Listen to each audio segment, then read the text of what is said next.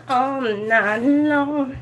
Okay, what's up, you guys? Welcome back to my channel, Real Talk Recovery, where we talk about recovery from addiction and I share my life with you. My name is Nicole and I'm an addict. All the things I talk about in my videos are my personal experience. Mom, this is really important. What? Our roof is dripping water. Where? I'm kidding. Okay. But Paco turned off the TV. He changed the channel. Oh, really? Yeah. Okay. No, please don't do that, Nate. So, what I talk about in these videos is just my experience, and I'm sharing that experience with you guys. I'm not a medical professional or a mental health professional. I am just an addict that's in recovery, sharing my experience with you in hopes that it will help you. So, tonight, on Sunday nights, you guys, we do our Narcotics Anonymous basic text reading, and we are currently on page, Nathaniel, stop. We are currently on page 27. Let me check. Okay, yeah, we're currently on page 27 at step 4. And that step is, we made a searching and fearless moral inventory of ourselves. So, I'm going to get reading. Are y'all ready? Let's go. So, step 4, we made a searching and fearless moral inventory of ourselves. The purpose of a searching and fearless moral inventory is to sort through the confusion and the contradiction of our lives so that we can find out who we really are. We are starting a new way of life and need to be rid of the burdens and traps that controlled us and prevented our growth. As we approach this step, most of us are afraid that there is a monster inside of us that, if released, will destroy us. This fear can cause us to put off our inventory or may even prevent us from taking this crucial step at all.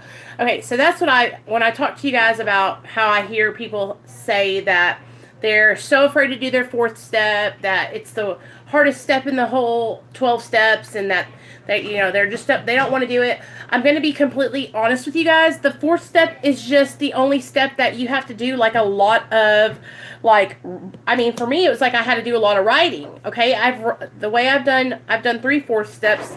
The first 4th step I did was a case history, and what that was I had to write out my whole life story basically on paper. So what I did was I went to the Kroger and I got myself a yellow legal pad, okay?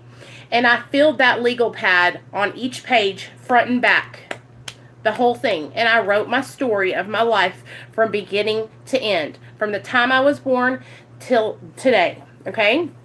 And then me and my sponsor went through it and we highlighted out the parts where I was, where I was struggling with resentments and where I was selfish, self-seeking, self-centered, where I felt threatened, where my instincts were threatened, okay?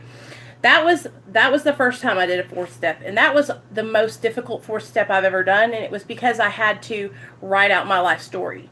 Now, the second 4th step I did with my sponsor, and the way I've done 4th steps ever since, was on worksheets, and that is the way, I think everybody should do it, because, when you give an addict a responsibility like, hey, I need you to write out your whole damn life story, it's overwhelming, okay? Even in this book right here, which is Russell Brand's recovery book, and he does a 4th step in here. Let me show you. Step 4. Okay, here we go. He does the 4th step diagram in here. And so I'll show it to you guys. All right. Okay. Let me see. All right. Here we go. And it's just like this with columns. All right. And so you write these columns. And this one this column says, I resent. So whatever the person, place, or thing or institution that you resent, you write their name right here in this column. Okay. Then the second column says, because. That is why. Why I have a resentment against Joe because Joe used me, and the guy that with the one leg, y'all, the story time I told you guys about, because Joe used me and He basically took advantage of me and hooked up with every girl, in front of me, and just used me as like a side piece. That fucking motherfucker. Okay? And then this affects okay? And this right here is what you put where it affects your instincts, okay? And I'm going to explain to you guys what instincts are, but we all have instincts. We all have basic instincts that we're born with, okay? All right. And then this says my part, okay? So in your 4th step, you're not just like picking out people that you don't like and writing stuff about them, right? You're also going to find where you played a part in that situation, because that's the thing. We all have a part in each situation that we've gone through, unless you were a young child and you were sexually molested by an older adult. Now that is different, but in these situations, we always have a part in it, okay? And we have to find our part, identify that, and work on that, because that's where we struggle with these character defects, you guys. Okay? Okay, so choose which of these instincts, okay? So our sexual instinct, sexual relations, personal relations, self-esteem, pride, security, or finances, okay? And those are your instincts, but that's a lot more instincts than what they list in here. And I'll tell you guys, the only instincts they list in the AA book are sexual, social, and social, and self-esteem, self-worth, okay? So here we go. As we approach this step, most of us are afraid. Okay, this fear can cause us to put off our inventory, or may even prevent us from taking this crucial step at all. We have found that fear is a lack of faith, and we have found a loving, personal God to whom we can turn. We no longer need to be afraid. We have been experts at self-deception and rationalization, lying to ourselves and justifying and rationalizing. By writing our inventory, we can overcome these obstacles. A written inventory will unlock parts of our subconscious that remain hidden when we simply think about it or talk about it. Once it is all down on paper, it is much easier to see and much harder to deny our true nature. So this is what it's a fact-finding process, you guys, when you do your inventory, because like, I forget stuff when I'm, like, talking to my sponsor and just, like, I get all excited. I'm on a roll. I'm talking to her. I'm sharing things. But when I have to sit down and write that shit down, just like this is saying, like, it's going to be right there in front of me. It's a fact-finding process here. Honest self-assessment is one of the keys to our new way of life. So there's that word again, honest. Let's face it, when we were not honest with ourselves at all. We are becoming honest with ourselves when we admit that addiction has defeated us and that we need help. That's the first step. Admitting that we have a problem and that we can't do this on our own, okay? And it's a big step to take when you say, my addiction is what my ass. I can't do this on my own anymore. Somebody please help me. That's one of the hardest things I think to do for an addict, you guys, or an alcoholic, is to actually say, I'm an addict. I'm an alcoholic. I can't do this anymore. Like, I need help. We found that we do not recover physically, mentally, or spiritually overnight. Step 4 will help us toward our recovery. Most of us find that we are neither as terrible nor as wonderful as we supposed. We are surprised to find that we have good points in our inventory. Anyone who has some time in the program and has worked this step will tell you that the 4th step was a turning point in their life. Some of us make the mistake of approaching the 4th step as if it were a confession of how horrible we are, what a bad person we have been, but that's not what it's about. In this new way of life, a binge of emotional sorrow can be dangerous. This is not the purpose of the 4th step. We are trying to free ourselves of living in old, useless patterns, okay? We take the 4th step to grow and to gain strength and insight.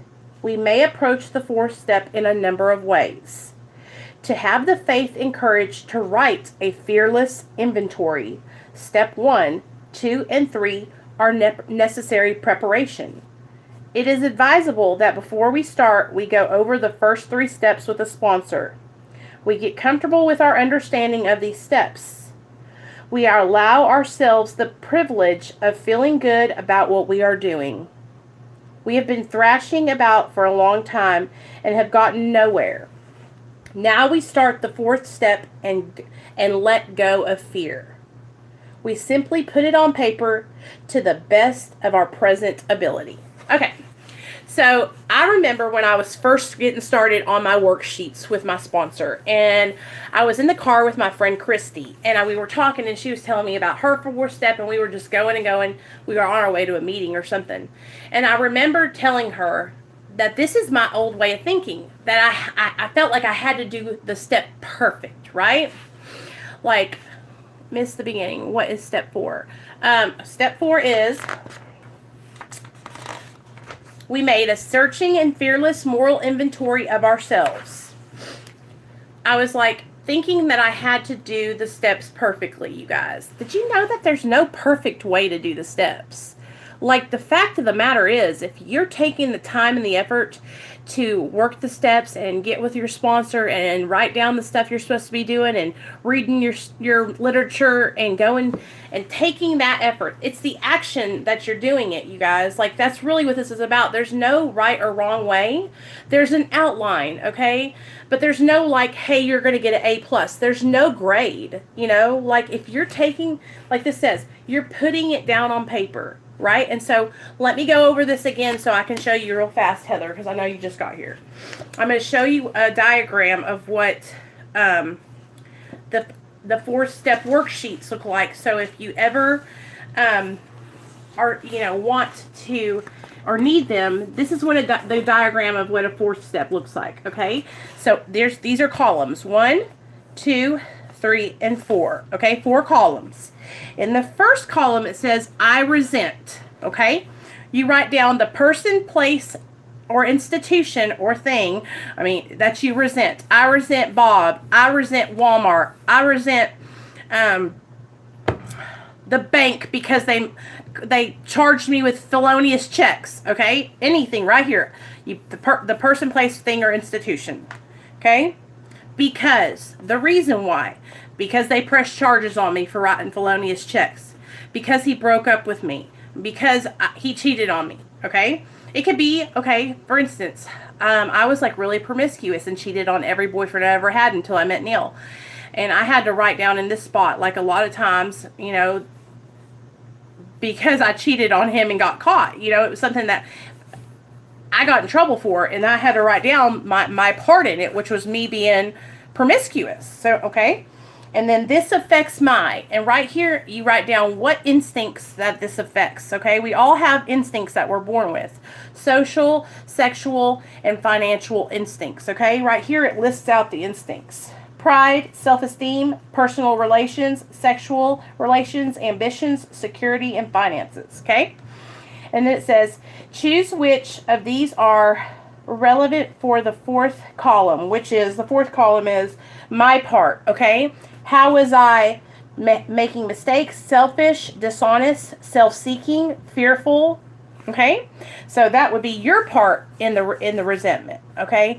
Even though, and then I was saying earlier that if you are young and you resent somebody that sexually molested you or something like that, you guys, like, you don't have any part in that. Like, you were a kid. Do you know what I'm saying? So in this part, you wouldn't have to put anything. Okay, so here we go. We must be done with the past, and that's what this is for. This is for us to get all this old stuff that we've been carrying around for years and years and years, all these things that have been blocking us from the sunlight of the Spirit, that have been blocking us from happiness and freedom, okay? We must be done with the past, not cling to it.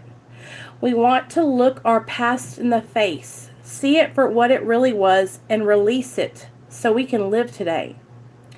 The past for most of us has been a ghost in the closet.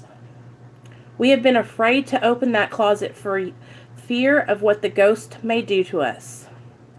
We do not have to look at the past alone. Our wills and our lives are now in the hands of our higher power. So we're not alone. Writing a thorough and honest inventory seemed impossible. It was as long as we were operating under our own power. So that's how long your inventory will be. Okay, so you got to think about it. All those years that you spent out there living in your own will. Hey, Barry, that's how long, how many things you're going to be popping up in your mind that you need to write down. That's why we write it down on paper. Because when we're just thinking about it in our mind, we can lose parts, right? So when we write it down, that way we can stay on task, right? I mean, guys, shoot, I cannot tell you, like, I honestly sat down and I wrote down everything I could remember, you know? And if I forgot anything and I didn't get to write it down and work it in that 4th step with my sponsor, I would call her and say, oh, I just remembered something. And we would talk about that then. But I honestly sat down and I tried to think and remember everything I could and wrote it down and didn't hide anything, even the embarrassing things, even the things I've never told anyone. I wrote that stuff down because what my sponsor told me and what the big book tells me is that if I keep any secrets and I don't put it on there, and I still have it up here, and I'm keeping it a secret, Mom, then I'm going to get drunk or I'm going to get high again. I think I have some money upstairs. You do? I think I do. Come Okay. on. Hold on. Let me finish this. Please bring I'll be them. up there in just a second. Hold on. Let me finish this. Let me finish this box. I love you. So I have to write everything down because if I don't, and I'm holding on to that secret. Remember the saying? Secrets keep us sick. So I have to get rid of all those secrets and write them down on paper. Okay, we do not have to look at our past alone. Our wills and our lives are now in the hands of our higher power. Are you looking down there and see what Yes. the words say? I'm on 29 at the top of the page, y'all. Writing a thorough and honest inventory seemed impossible. It was as long as we were operating under our own power. We take a few quiet moments before writing and ask for the strength to be fearless and thorough. Nate, don't play that piano. So when you're writing, before you get started, you sit down and you say a prayer. Please give me the strength to be thorough and fearless and just get to it and write this down, right? And if you have to take little intervals, little breaks in between writing it down, a lot of people have to do that. I know I did because I would get into my thoughts and I would be thinking about, what it does is it brings up a lot of old memories that I was trying to shove down and not remember. Okay? And I had to bring that stuff back to the front of my mind to remember it. One memory in particular was the memory of the night I was raped. And I had to write all that stuff down, you guys. And that guy's name and what happened and how I thought maybe I could have played a part in it, you know, and that was really emotional for me. I can remember like writing all that and then being done for the night, you know. Okay, in step 4, we begin to get in touch with ourselves. We write about our liabilities such as guilt, shame, remorse, self-pity, resentment, anger, depression, frustration, confusion, loneliness, anxiety, betrayal, hopelessness, failure, fear, and denial. We write about the things that bother us here and now. We have a tendency to think negatively, so putting it on paper gives us a chance to look more positively at what is happening. Assets must also be considered. If we are to get an accurate and complete picture of ourselves, this is very difficult for most of us because it is hard to accept that we have good qualities. That's true. Like I remember when I would go to interviews and they would ask me like, what are your strengths? You know? And it was like, I don't know, you know? And then I would always have 3 things that I really thought that I had strength at, like a good work ethic, dependable and trustworthy, right? And hard worker. And those are the 3 things or 4 things that I would always say. But I didn't really feel like that on the inside. Like I didn't think there was anything good about me. Okay. Okay, this is very difficult for me. However, we all have assets. Many of them newly found in the program, such as being clean, open-mindedness, God awareness, honesty with others, acceptance, positive action, sharing, willingness, courage, faith, caring, gratitude, kindness, and generosity. Also, our inventories usually include material on relationships. That's true. I mean, there was a bunch of relationship stuff in my inventory. We review our past performance and our present behavior to see what we want to keep and what we want to discard. Hey, please stop doing that. Please. No one is forcing us to give up our misery. This step has the reputation of being difficult. In reality, it is quite simple. Hey, Phil. What's up, baby? I'm so glad you're here. We're doing step 4, okay? Fearless and thorough moral inventory of ourselves. Okay. That's what I was telling you guys. Like, it seems like it can be really difficult, but it really isn't, you guys. It's just simple. And what we do is we put it off, and we put it off, and we put it off. But getting to it, get yourself a piece of paper and a pencil and writing down those things that we have locked up inside of us for so long. It will change your life forever. It's like, okay, for instance, I'm going to use this example for you. Say you own a grocery store, okay? And specifically the produce section. And you have a lot of inventory, all kinds of apples and bananas and peaches and oranges, plums. That's good. And so, yeah, once a day you go through there and you go through your inventory. And what do? You get rid of the bad inventory. You take out the rotten apples and you chunk those, throw them away. You get rid of the squishy peaches that are too ripe and got holes in them from people poking them in, right? That's just exactly what you're doing in your 4th step. You're getting rid of that inventory that's no longer needed. Okay? That inventory that's just been sitting on the shelf gathering dust and just not good anymore, right? That's what you're doing here. We're taking our inventory and we're getting rid of the bad stuff that doesn't serve us anymore, and we're taking note and highlighting the good things. That's what your 4th step is about. I mean, every good business, and it talks about this in the big book about Alcoholics Anonymous, every good business has to have an inventory. Without it, we would just be keeping all these things that we don't need, and we would just be buried underneath junk and stuff that is just old and things that are broken and rotten and all kinds of things. That's the same thing that we're doing with our inventory. You know, all the things that are no longer serving us, we got to get rid of that stuff. And the things that we need to start noticing and realizing about ourselves, like our assets, we pull those things to the front and we highlight those things, okay? Okay, yeah. We write our inventory without considering the 5th step. We work step 4 as if there were no step 5. We can write alone or near other people. Whatever is more comfortable to the writer is fine. We can write as long or as short as needed. Someone with experience can help. Nate, stop it, son. The important thing is to write a moral inventory. If the word moral bothers us, we may call it a positive/negative inventory. The way to write an inventory is to write it. Thinking about an inventory, talking about it, theorizing about the inventory will not get it written. We sit down with a notebook, ask for guidance, and pick up our pen and start writing. Anything we can think about is inventory material. You hear that? Anything. When we realize how little we have to lose and how much we have to gain, we begin this step. A basic rule of thumb is that we can write too little, yet we can never write too much. The inventory will fit the individual. Perhaps this seems difficult or painful. It may appear impossible.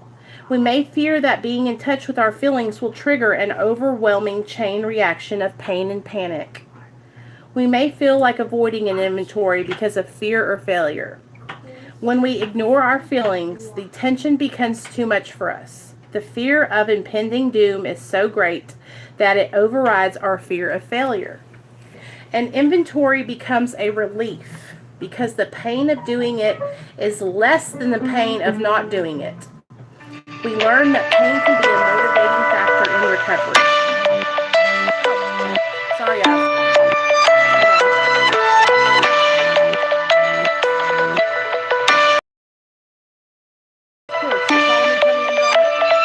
too. Bye.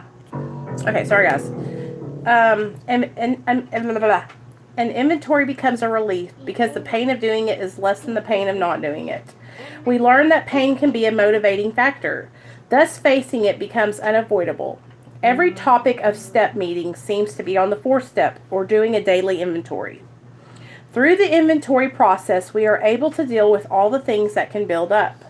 The more we live our program, the more God seems to put us in the position where issues surface. When issues surface, we write about them. We begin enjoying our recovery because we have a way to resolve shame, guilt, or resentment. I wonder what this button does. Don't do it. The stress once trapped inside of us is released. Writing will lift the lid off of our pressure cooker. And that's what we're like. We're like a pressure cooker. Or an emotional barometer. That's kind of how they explain it to you when you're in treatment. A drug addict is like a pressure cooker or an emotional barometer. We just pile things up on top of us. Normal people probably do this too. And it just keeps cooking and cooking and cooking and cooking until we blow up. Stop, Nate. Don't do it. I don't know what it does, but don't do it. It did nothing already. The stress once trapped inside of us is released. Writing will lift the lid off of our pressure cooker. We decide whether we want to serve it up, put the lid back on it, or throw it out. We no longer have to stew on it. We sit down with paper and pen and ask for God's help in revealing the defects that are causing pain and suffering. Nate, please stop. I'm not going to ask you again. Next time it's going to be the belt. We pray for the courage to be fearless and thorough, and that this inventory may help us to put our lives in order. When we pray and take action, it always goes better for us. We are not going to be perfect. If we were perfect, we would not be human. The important thing is that we do our best. We use the tools available to us, and we develop the ability to survive our emotions. We do not want to lose any of what we have gained. We want to continue in the program. It is our experience that no matter how searching and thorough, no inventory is of any lasting effect unless it is promptly followed by an equally thorough 5th step. So, that's step 4, you guys. That's what you do in step 4. You get to it, you write it down, okay? You write down who you resent, because of why you resent them, okay? You write down what your part in it was, and you write down what instincts that affects, okay? And then step 5 is we admit it to God, to ourselves, and to another human being the exact nature of our wrongs. So step 4 is just the writing part. Step 5 is when you get with your sponsor and your higher power and you share it. Okay? Easy peasy, chicken easy. See? Not hard at all. And but people make it, a lot of people like make it built up to be something it's not. And it's really, like I said, it's just like taking inventory, you guys, at the grocery store. You got to get rid of the stuff that's no longer serving you, or else it's just going to build up. Just like the things that are resentments. And resentments keep us sick. Don't do it. Ugh. Resentments are the #1 offender of relapse. Did you guys know that? Resentments are what keep us sick.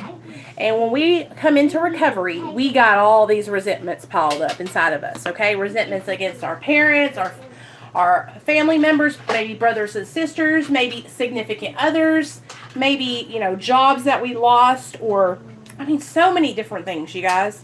So after we work steps 1 through 3, then we get to busy writing our 4th step, and that's when I'm telling you guys, and then you get with your sponsor, you share it, y'all do the 6th step, which is praying and asking for those defects of character to be removed, right? And then you're almost done working your 12 steps. 7, 8, 9, and 10, and 11 are maintenance steps. And then step 12 is service work, giving back what was so freely given to you. Mom? Yeah. Can I draw some?